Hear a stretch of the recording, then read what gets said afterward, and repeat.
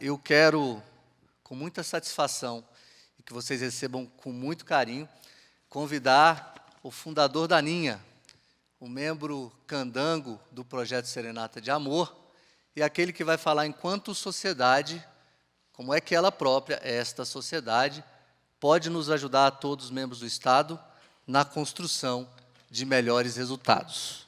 Gente, Pedro Villanova.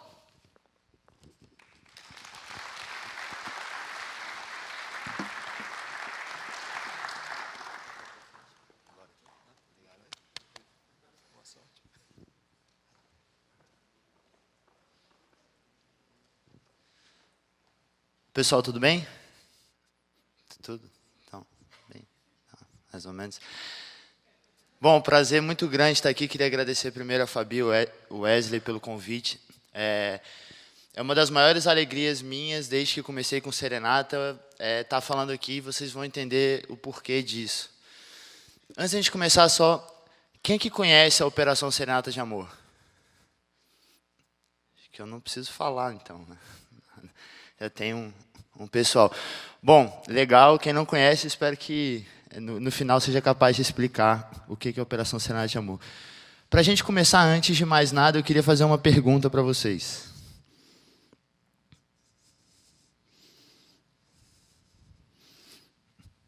Não? Responde, gente. Não? Com certeza? Não, não com certeza. Tem alguém feliz? Pode. Tá em casa, gente. Se estiver feliz. Não, ninguém está feliz. Não tem ninguém feliz. Não tem ninguém, nenhuma pessoa feliz. Eu estava com medo de fazer essa pergunta aqui. Na verdade, eu ainda estou com um pouco de medo de fazer essa pergunta aqui, mas já foi, né?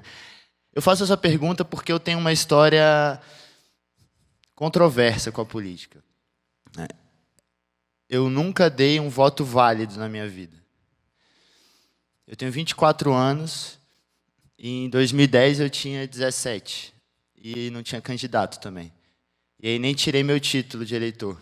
Nem tinha título, então nem me deu o trabalho de votar. Em 2014 eu já tinha idade para votar, já tinha título. No primeiro turno eu estava estudando fora. No segundo turno eu tinha que ir, né, até para poder voltar para fora. Fui até a urna, não tinha candidato, anulei meus votos. Eu não tenho orgulho nenhum disso, na verdade. Eu tenho vergonha disso.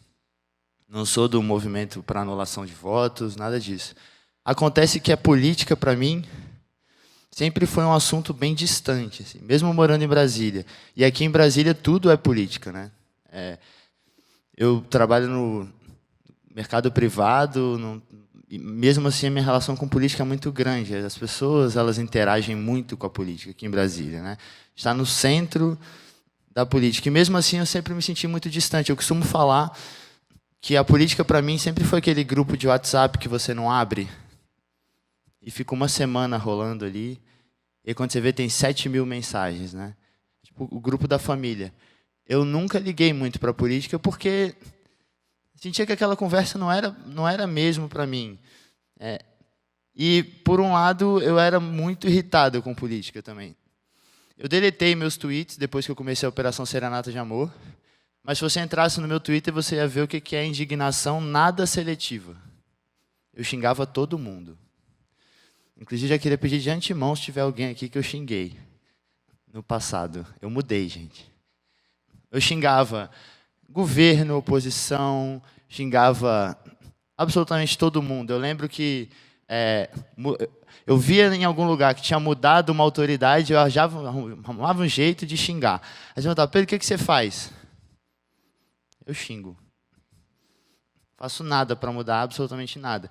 E eu tinha muita dúvida, né? Eu não sabia nada de política, muita dúvida, muita incerteza. Na verdade, eu falo que eu só tinha uma certeza, de que não tinha como ser feliz tendo que votar.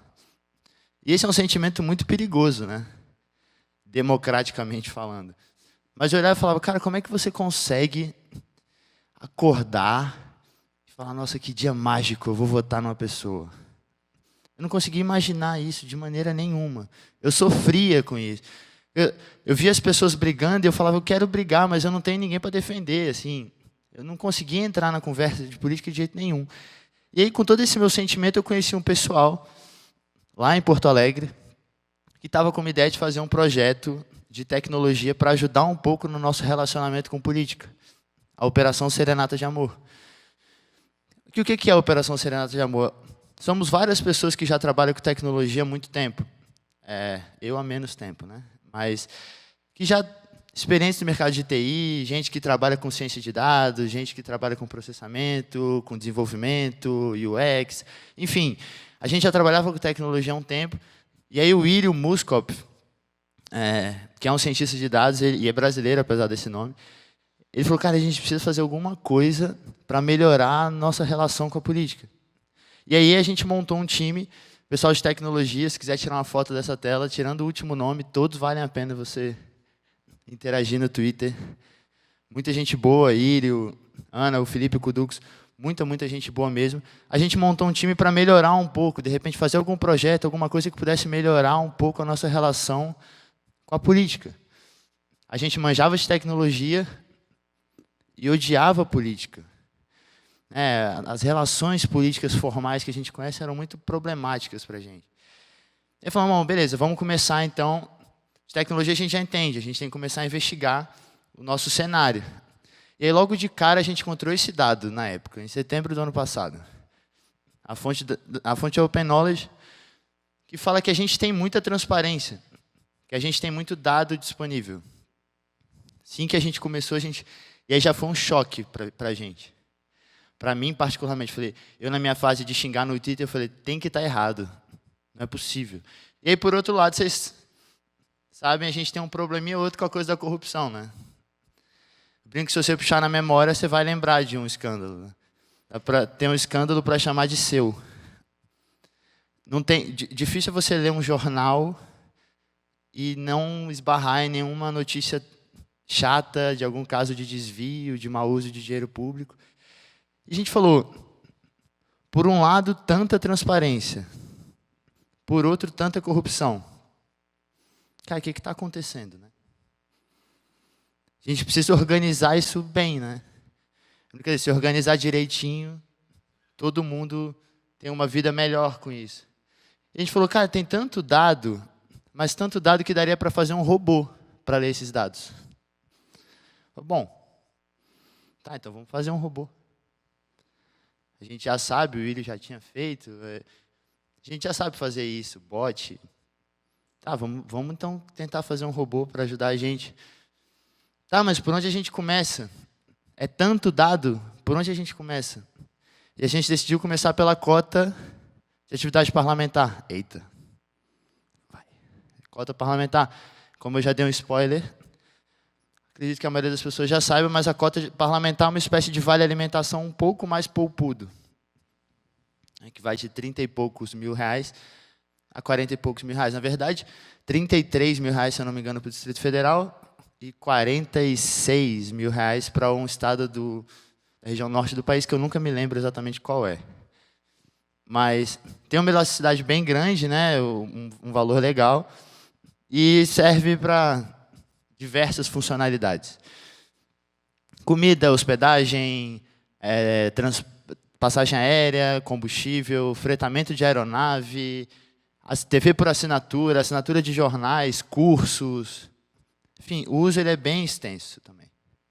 E pelo uso ser bem extenso, a gente tem uma quantidade grande de reembolsos diários. De acordo com a Câmara, isso só da Câmara. Eu sei porque a gente foi lá na Câmara e eu vi isso de uma servidora da Câmara. São 1.500 reembolsos por dia. Aí você fala, gente, é muita coisa, né? Não, não é. São 513 deputados. Se ele descer para comer um pão de queijo, é um reembolso. É um volume grande de dados, de informação. E como é que isso é monitorado? Na mão. Você imagina, não sei com que vocês trabalham. Você imagina todos os dias alguém vir despejar 1.500 notas em cima da sua mesa. Falar, vê o que é aí que pode dar dinheiro, não pode. Se vira. Não tem como esse trabalho dar certo, né? E eu falo isso porque eu nunca critico o servidor, não é porque eu estou aqui. Eu sempre falo, é um trabalho muito difícil de ser feito. 1.500 notas, é uma média de 20 mil por mês. Qual o tamanho de uma equipe para ver isso com qualidade? Para ver se tem alguma fraude, se tem algum mau uso de dinheiro público. Não tem como, né? E a gente falou, nossa, e aí tem uma frase muito boa de uma funcionária lá da Câmara, que ela falou, é um trabalho robótico.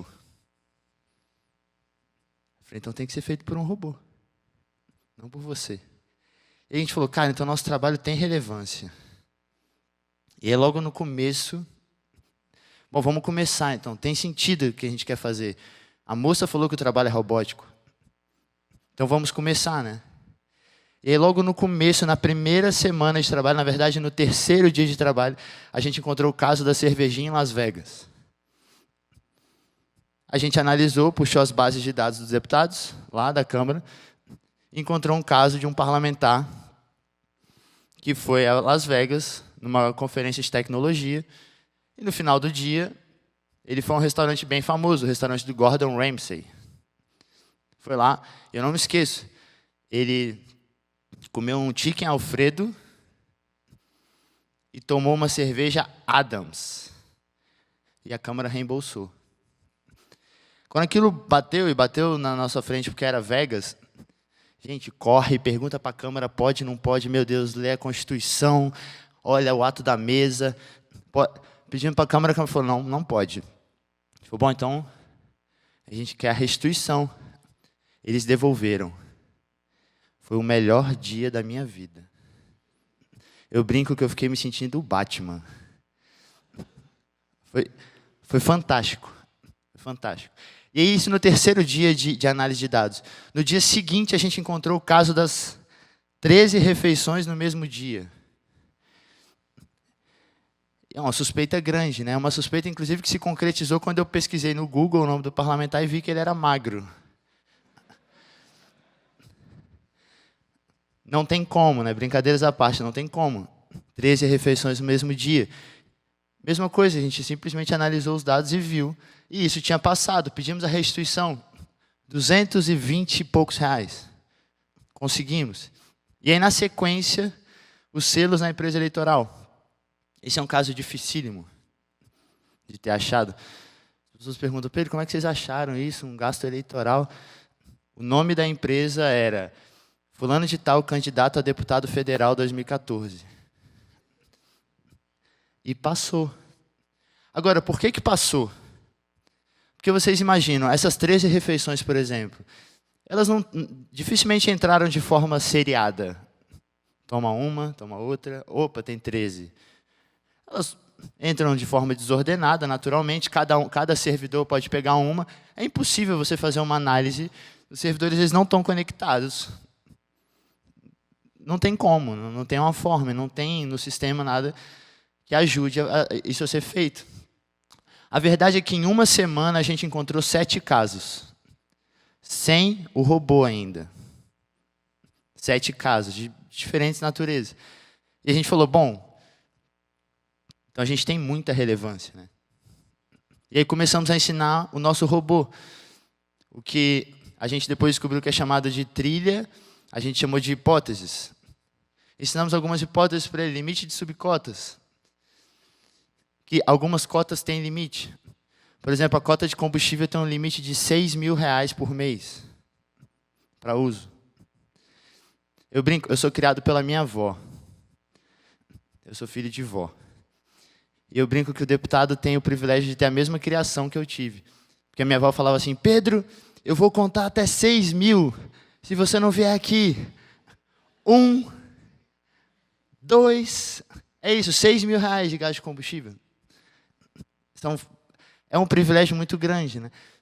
E às vezes ultrapassa esse limite de subcotas. Então a gente ensinou para a Rose, nossa robô, quando passar, você avisa, CPF, CNPJ inválido, e CPF, CNPJ de empresas, CNPJ de empresas inidôneas também, tá aí. Velocidade viajada suspeita, tem um caso famoso que saiu no Jornal Nacional de um parlamentar que comeu em Caxias do Sul, em Rio Branco, e em Caxias do Sul, em 15 minutos. A gente encontrou também, com a tecnologia, Preços de refeições. Vou tentar ser um pouco mais rápido, mas não tem como não contar essa. A gente, em janeiro, fez deu um gás ali nas denúncias, a gente encontrou o meu caso favorito da Operação Serenata de Amor, que tem a ver com esse preço de refeições. A gente encontrou um deputado que comeu R$ 1.500 de bode assado em Petrolina. E é legal que eu levei essa palestra a São Paulo, e aí falando, tinha um outro palestrante de lá. Ele falou, com R$ 400 você compra um bode vivo. 1.500 dá para fazer um rancho, não uma refeição. A Rose avisou para a gente pesquisou bebidas alcoólicas, já contei para vocês. Presença em plenário. Se o parlamentar está ali, na casa, votando, pronunciando, por que ele está fazendo um gasto na Bahia, por exemplo? Tem sentido? Não tem? A Rose avisa para a gente, viagens oficiais ao exterior e gastos eleitorais. Essas foram as nossas primeiras hipóteses para a Rose. E ela encontrou, a gente demorou ali um tempo setando ela, claro, e ela encontrou em 1 hora e 5 minutos, se eu não me engano, 8.000 suspeitas. E a gente pegou essas suspeitas e falou, bom, a gente tem que fazer alguma coisa com essas suspeitas. Tá, encontramos as 8.000 suspeitas, e agora? A gente decidiu em janeiro, no finalzinho de janeiro desse ano, fazer um mutirão de denúncias, e fizemos 629 denúncias para a Câmara em 1 semana. Para quem não tem ideia, eu não tinha a menor ideia do que era isso para a cota parlamentar, desse número, se ele é expressivo, se ele não é, me ligaram da Câmara. Vem aqui.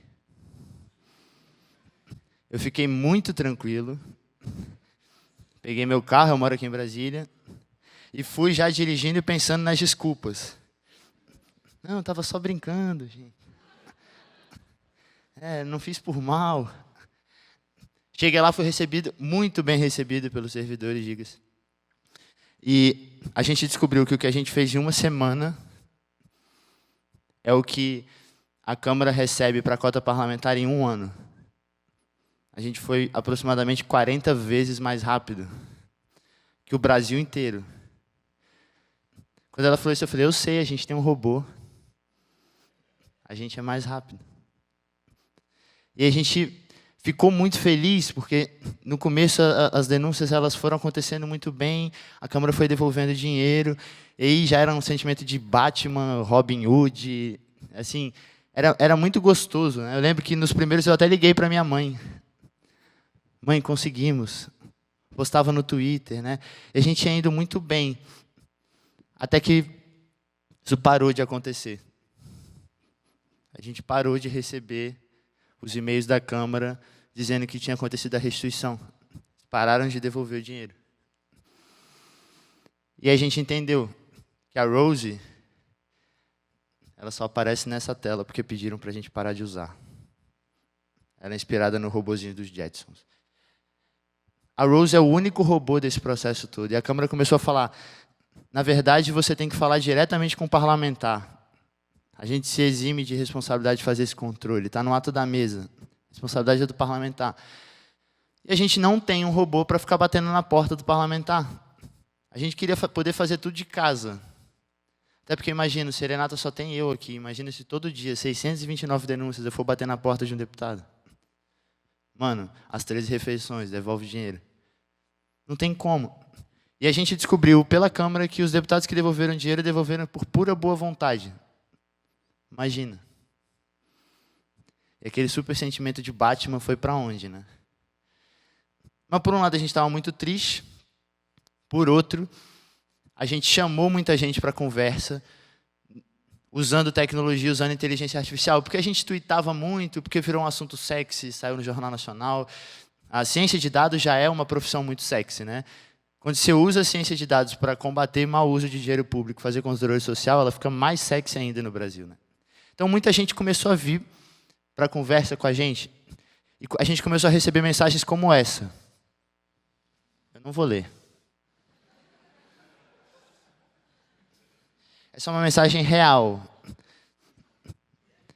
Eu mostraria para vocês, mas tá no meu Facebook essa mensagem, uma mensagem real. A gente falou, cara, olha só como é que isso, As pessoas estão querendo falar sobre isso, né? A gente não é só um projeto de tecnologia, a gente é um projeto de voz política. A gente está trazendo as pessoas para falar de um assunto que elas não querem falar. Elas não têm tesão em falar disso. Elas gostam de ouvir, elas gostam de reclamar, mas elas estão querendo falar, elas estão querendo controlar, elas estão entrando na conversa. E aí a gente começou a quebrar a cabeça. Tá, o que a gente faz para melhorar?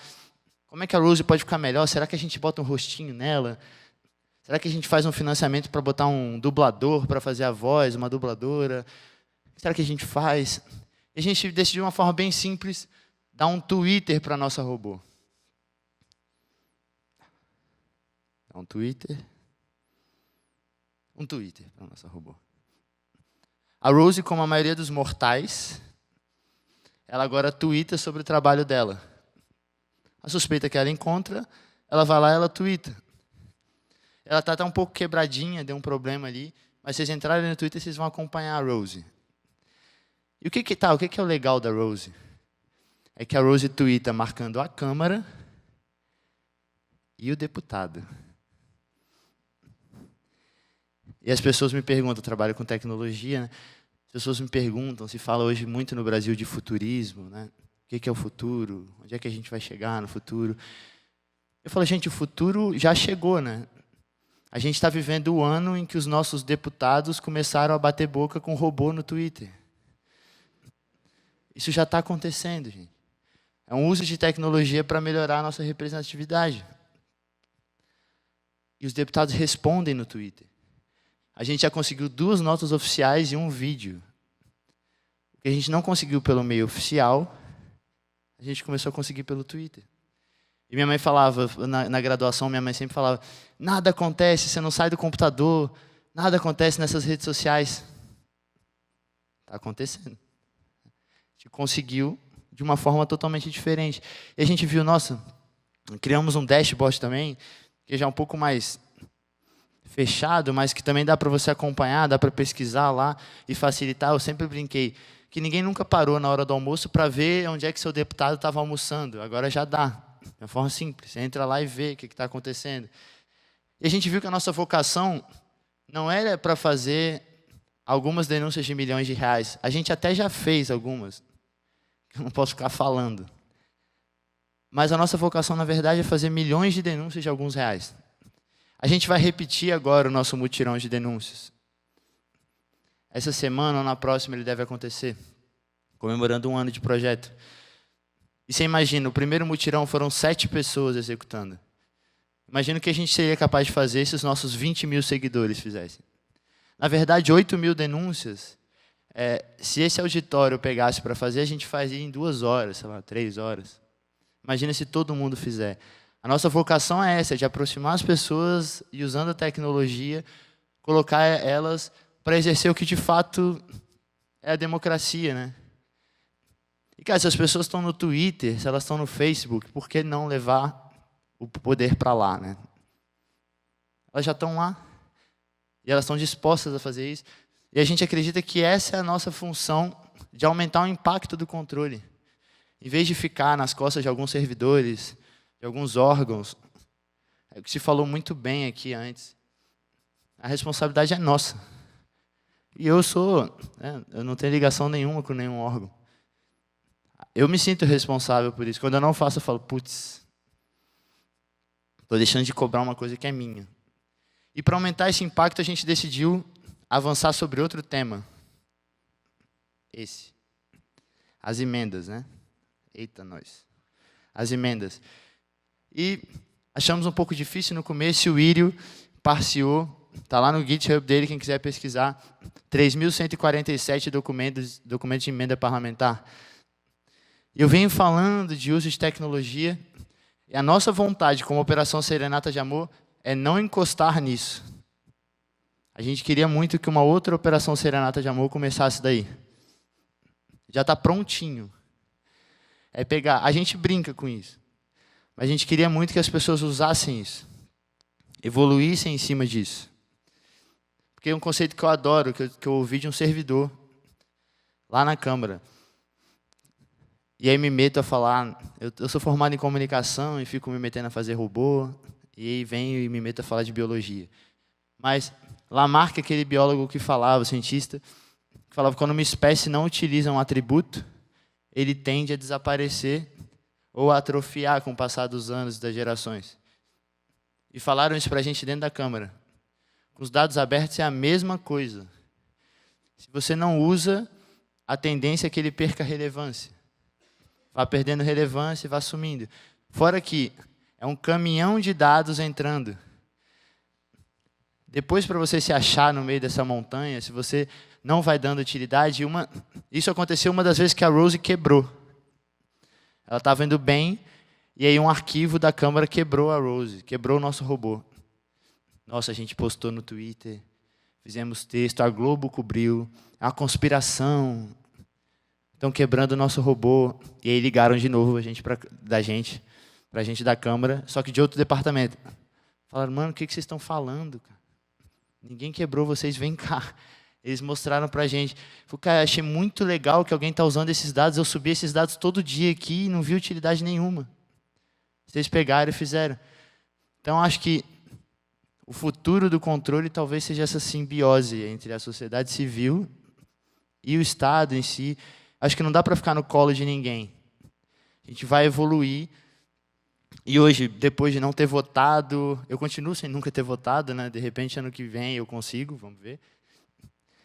Eu já me sinto parte do sistema político. Mesmo não fazendo parte de nenhum órgão, mesmo não fazendo parte de nenhum partido, eu já me sinto fazendo parte do sistema político, da conversa política, pelo Twitter, pela tecnologia da minha casa, esse conceito de hacktivismo, de sofá e coisas do tipo. Eu acho que tem que ser assim, as pessoas perguntam, cara, Pedro, onde é que a gente vai chegar, né? Sempre tem essa pergunta, vão ter deputados robôs, presidente robô, sei lá, né? Eu só fiz um robô, né? Na verdade, não foi eu que fiz, né? Foi um time que fez um robô. Eu não sei onde a gente vai chegar, mas cada vez eu tenho mais certeza que estar de perto é muito melhor. E para estar de perto, você não precisa estar em Brasília. Para estar de perto, você não precisa ficar visitando as casas. Não tem nada a ver. A tecnologia nos permite estar de perto de qualquer lugar. E sem dúvida nenhuma, já que se fala tanto de futurismo, eu acho que não tem nenhuma outra forma da gente viver o futuro que a gente quer, democraticamente, politicamente, senão fazendo o futuro que a gente quer. E como eu falei da brincadeira dos deputados batendo boca, toda essa conversa já começou, já é possível. Se a gente vive num país tão transparente, vamos usar e vamos deixar ainda mais transparente, ainda mais relevante, e fechar o cerco, por que não? Onde é que o Serenata vai chegar? No dia que ele vai ser totalmente inútil. Porque vocês estão usando isso aí. Eu acredito muito que com tecnologia a gente pode mudar uma cultura de 500 anos no Brasil. Pessoal, é isso. Muito obrigado. Quem quiser conhecer um pouco mais do projeto, está aí o link. Obrigado mesmo pelo convite.